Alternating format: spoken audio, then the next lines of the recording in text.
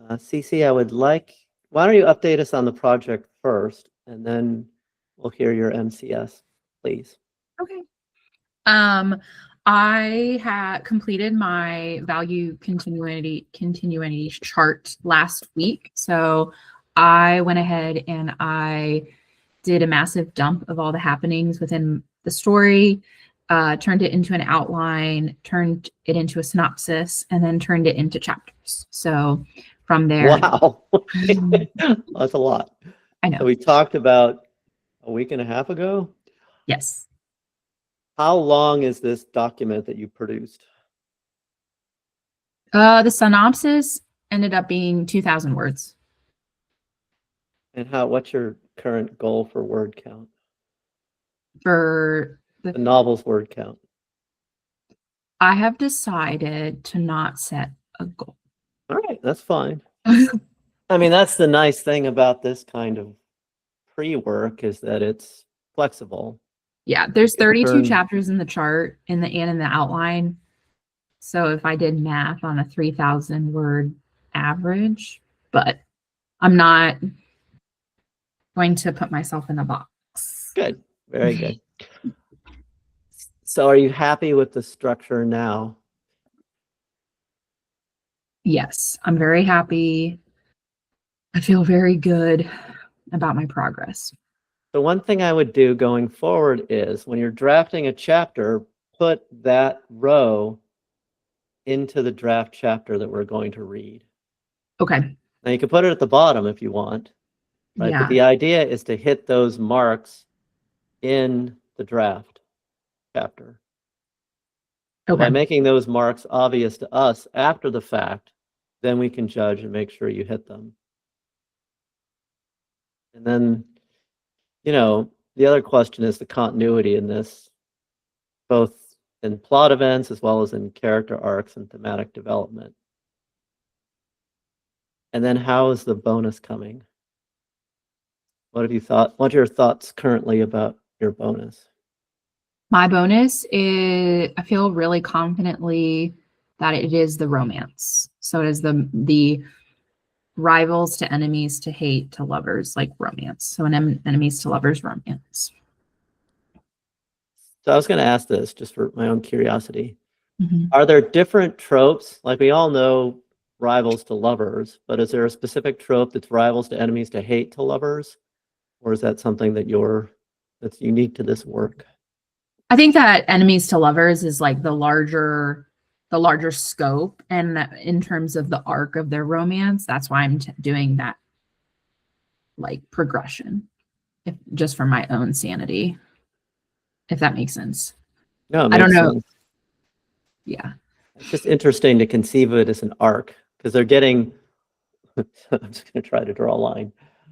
Hatred is going up, antipathy is going up, and then there's sort of a disjunction, and then they become lovers, as opposed to hatred, not so hatred, kind of liking, lovers. yeah, that makes sense. Yeah.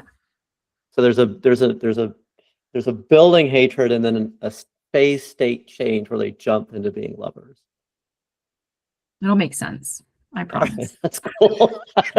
I don't know if that's how it works in the real world, but you know, it sounds good for a story. All right, so when you're ready, please MCS us. Okay. In the harsh, war-ridden world of Kalistar, it is very dangerous to be a magic user. Nyx Farley, who is a half-triple and archaeologist, it has a dark secret, and because of this dark secret, she is super intent on finding the treasure of Plynn, believing that there is an artifact within this treasure that can give her a life of freedom for the first time in her 28 years of life, finding freedom. When she secures a artifact that can lead to this treasure, she sadly has to turn it over to her professional rival, Captain Ran Ender, who is also a pirate in a full fae and who is also very powerful. In an attempt to steal back this treasure, She is caught by the pirate and his crew and reveals to all of them that she is a triple, which is a half-fae who can yield all three powers of this world, which does include shifting, wielding, and dream walking. Ran gives her a choice. Help me find this treasure of Plyn using the artifacts that you have secured and your research as an archaeologist, or I tell all of Kalistar what exactly you are, fearing that she will either be captured for a bounty or thrown into the Fae lands and killed. She agrees begrudgingly to work with Captain Rand to find this treasure. As she embarks on this adventure with the crew, she begins to learn that perhaps this pirate is less cruel than she thought, and maybe the freedom that she has been after is less so about her powers that she believes is a curse, but freedom can be found in different areas in her life. But along the way, she does encounter enemies of her past, including her uncle, who is the one who she first told she was a triple. Her uncle happens to also be looking for the treasure in the main antagonist against Captain Ran Ender. As they get closer and closer to the treasure and finding the map and all the different elements within securing the treasure, she discovers that all along Ran has known her lineage and who she is. She is the long-lost princess of the king in the Fae lands. Due to that betrayal, she tries to leave the crew, but in the event, does not use her powers and does not save someone. Ran strands her on an island. Bear with me. Strands her on an island. And then in an attempt to decide what true freedom is, she hunts him down, declares her love, and then they find the treasure together. But before they can secure the treasure with the crew, her uncle attacks one last time, and to protect Nyx, Ran turns himself over and says that he is the rightful heir to the Fae lands. The end. Good. Very good. You earned your fireworks. Not my best, but it's getting there. What? So you seem more comfortable, at least up until the disjuncture. So how are you feeling about this, Cece? I feel like I have a lot of it in my mind. And then when I start to talk about it, I get a little, I think what has happened is I've written so much of the happenings down, like it's less talking about it. And so when I start talking about it, I don't have my notes in front of me, and it's just, I get word vomit. So I think there's two things going on. One, you have a phenomenal memory.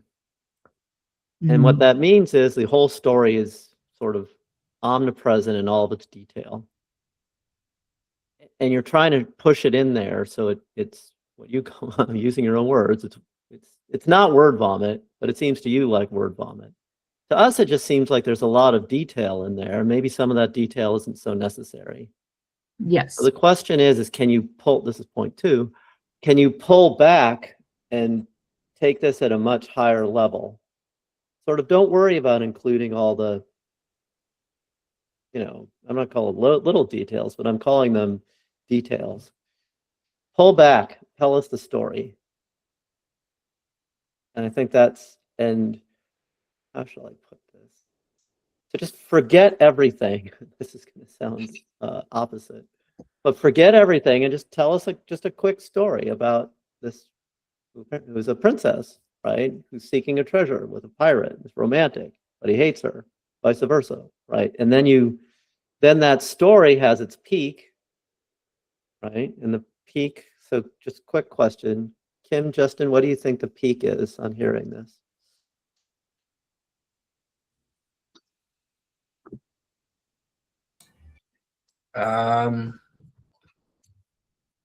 Probably Rand giving himself up right at the end.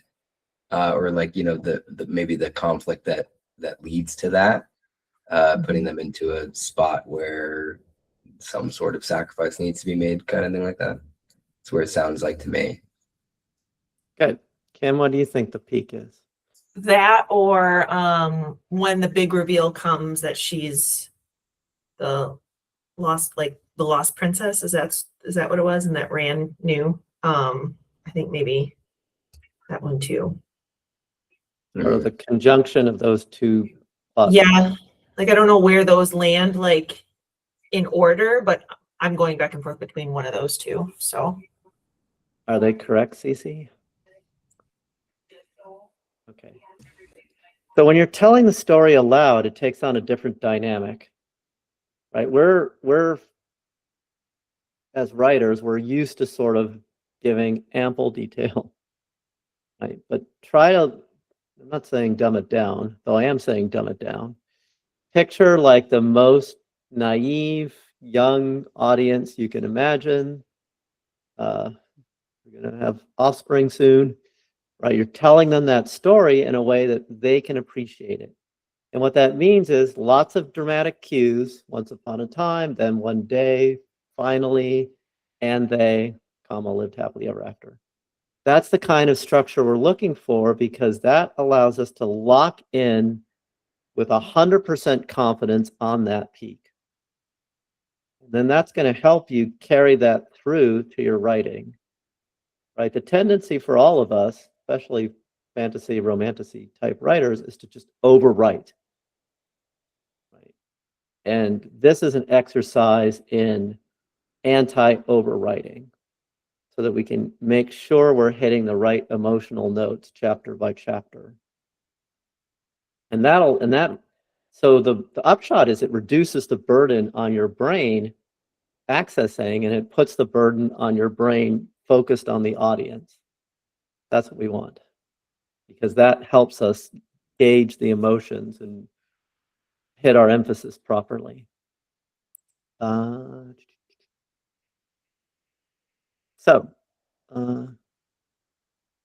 Kim, can you lead comments for us, please? all right. I absolutely adored this chapter. Like, I really don't have any notes.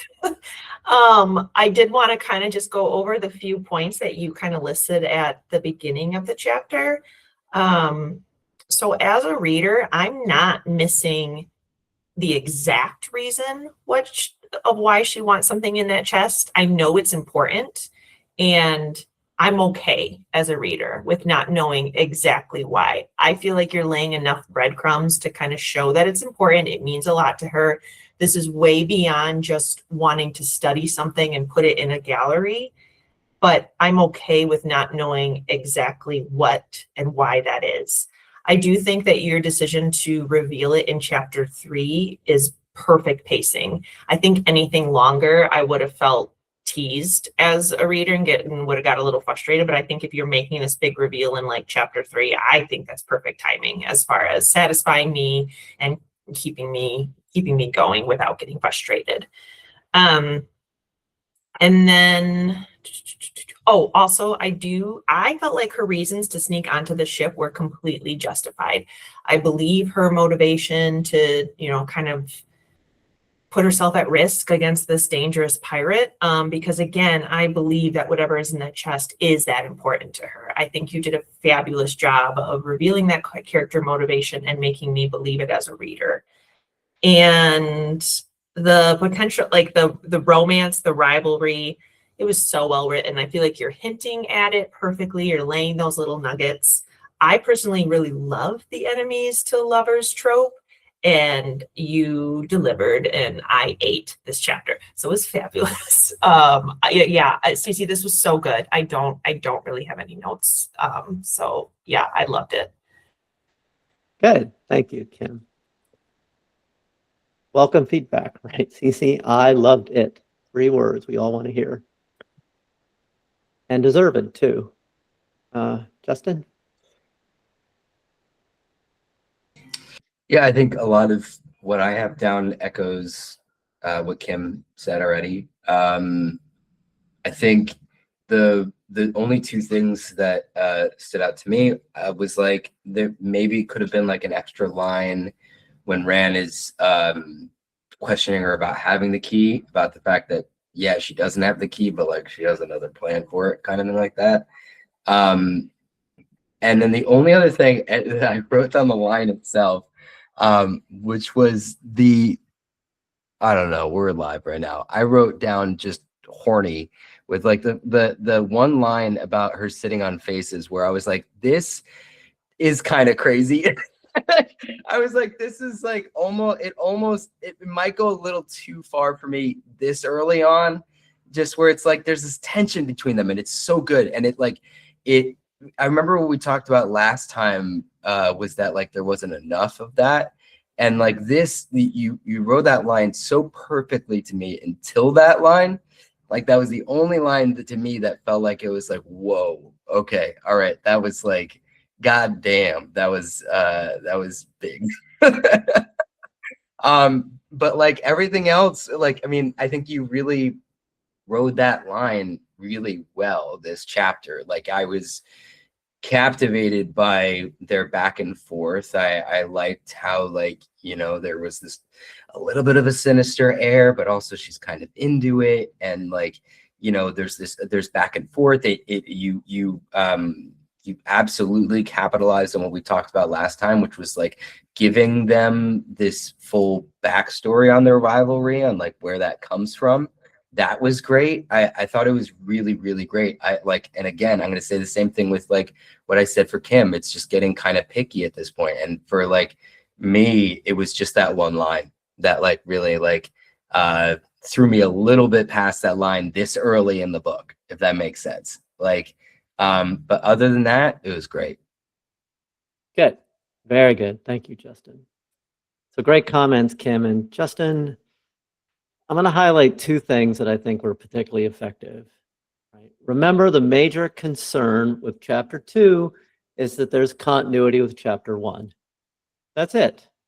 Right? That is the major concern. Chapter 1 launches the book. Chapter 2, you know, it better keep going in that same direction. Any kind of gap or change is going to cause a huge problem. So the best feature to me is that it flowed very well from chapter 1. Second best feature was I felt the Nyx Rand conversation was very organic. And I think in this case, that's a huge accomplishment because it means that the identities of these characters are set up much, much better in your head. Does anyone think it wasn't organic? I didn't hear that, so I'm going to guess you guys agree. Good, nods. Two big things. So this is what I would like you to think about going forward. And I hate to coin a phrase, but we're going to call this efficient foreshadowing. So, Kim, what did you mean by breadcrumbs? It's just kind of those like little hints at what's to come. And again, like because like I like, you know, dark romance, enemies to lovers kind of stuff. It's like, I don't want to say tropey, but it's like, it's those little things that you kind of see and you know as a reader of this genre, oh, this is where we're going. And I felt like those were very organically and like well placed without feeling forced, but there so that I as a reader know what's coming, if that makes sense. Yeah, that makes great sense. So is foreshadowing and breadcrumbs in the same ballpark? Good. All right, so let's say we can call it efficient breadcrumbing or efficient foreshadowing. So the idea here, so you asked this question of us last time, and this time more pointedly, should I wait till chapter X to reveal Y? And the answer is no, right? Because what does revealing it mean? I mean, you can do it. I want to say that you can take just a couple words or a sentence and foreshadow that early on so that people anticipate that there's a lot of things. I talked about this on Saturday, but it falls under the setting reader expectations idea.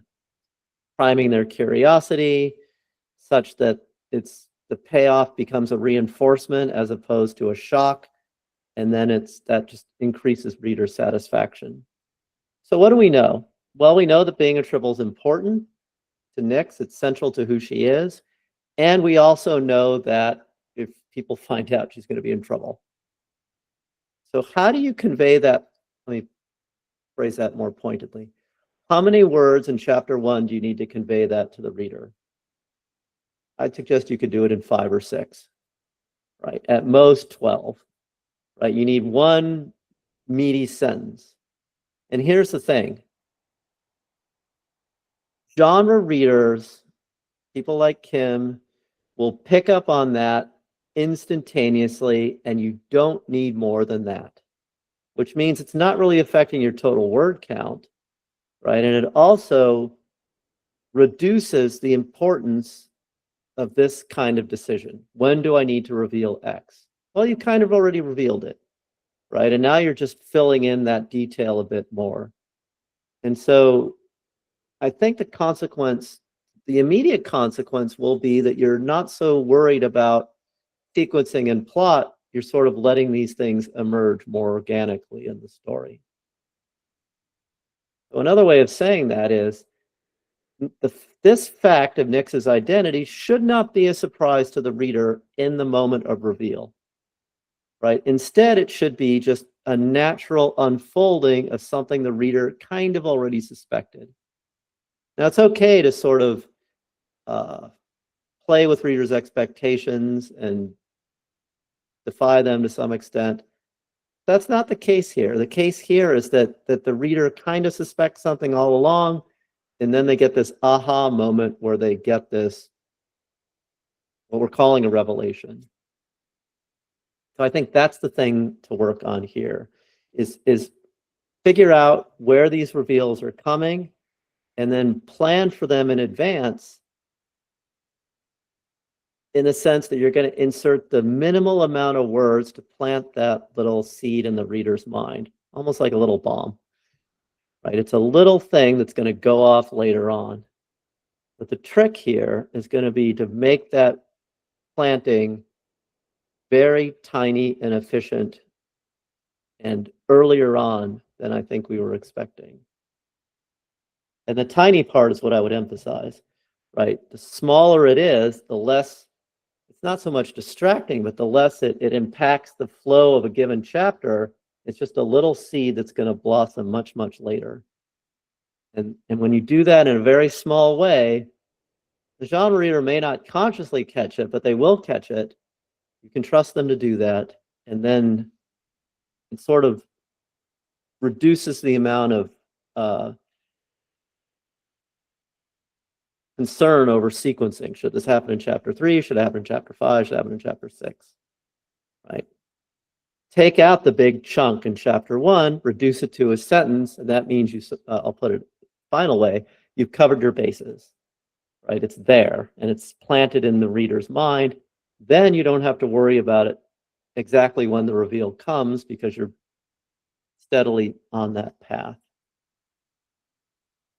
So we'll call that efficient foreshadowing, and I think it will really help. It'll help you by putting less, making plotting decisions sort of less either or, and make it more just gradual. And so my question then is, what's going to happen in chapter 3? But let's hear your thought. I know it's a great chapter, especially the 2 parts I raised earlier. The continuity with chapter 1, and then this organicity with the Nyx Rand combo. And I think Justin and Kim and I are big fans. So thoughts, Cece? Yes. So in the next chapter, Nyx is going to be, they're going to be like moving farther and farther out to sea, which I've already planted that the ship is moving away from Vale. And I mean, Nyx is in trouble essentially with Rand, because she, one, boarded his ship, broke into his cabin, and, you know, is trying to either steal the chest or steal what's inside of it. And he is also calling her out for somewhat lying about the key. But Nyx's goal is going to be to get off the ship. At this point, it is more of a concern that Rand would either hurt her or discover the truth of what she is. And then there's like a little bit of a, again, I'm giving a lot of detail. Anyway, I'm going to scale back on Digger. Big picture, big scope. In an attempt to flee, she does use her shifting magic. She can shift into a falcon, and she tries to escape. And that does not go well. Rand is already on to her about being maybe a half-fae. He has assumed this whole time that she is a human because of her round ears. But he is now fully on to her. And then when he reveals that he is going to throw her into prison and she sees chains, she has a panic attack, revealing her third power, which is Starlight. And she expends a lot of her energy and she gets thrown in the jail because Rand is going to think about what to do next. Gotcha. So when is Uncle Pirate going to show up? Evil Uncle Pirate for those. He, I'm more That's than fine certain. if he's not, but originally I remember him showing up earlier on. I have decided to leave breadcrumbs about him instead of revealing him because I felt like making a chapter to introduce him when he is essentially, I think he's like 6 or 7. Have we seen any foreshadowing of Evil Uncle Pirate yet? I think the Yes. answer is we have. So did you guys detect that, Justin and Kim? Or is it in a revised version? that we haven't It's in a read yet? revised first chapter, and yeah. Sorry. So I'd like you to look at that very closely because this is an opportunity to practice that efficient foreshadowing idea. Mm-hmm. So why don't you tell us how he is currently foreshadowed in the revised chapter 1 that we haven't read yet. He is revealed as like why it's important for Rand to be in charge of this task because Alark Thayer, the fox pirate, he's also called the Fox, is a pirate that is after the treasure, and it would be better in Rand's hands versus Alark. And the reader, Nyx has a reaction because he is a very dangerous pirate and he is infamous in this world, but it's not fully revealed that he is her uncle. So he's revealed as he's revealed as the villain. He's revealed as being on the game Yep. board. And I did see Fox in this chapter, and I assume that was him. Yeah. Mm-hmm. Good. And then I just wanted to add that twist about Nyx didn't care for the chest itself, but for what was inside it. Really powerful, right? And I think that is something that can also be, it's even stronger than foreshadowed, but this is the key to her plan coming up in the end of chapter 1 that we were talking about last time. All right, so any other thoughts for CC, you guys? Good. Great job, CC. Confetti? There we go. Yay. Barty delivers the tools, guidance, and support you need to produce compelling novels. Our well-researched and thoroughly tested approach includes our minimum complete story, a 90-second exercise that keeps your writing on track while fueling creativity. Barty Publishability Index, a 23-dimension checklist that offers attainable goals and provides actionable feedback. And our brand new comprehensive character developer that helps you construct unforgettable characters. Come see for yourself at Bartsy.com today. Try our workshop or enter our first chapter contest. Then, when you're ready, Elite Membership delivers writing groups, personal coaching, and a curated community. With Bartsy, your work will captivate everyone, from agents to publishers, and, most importantly, your readers.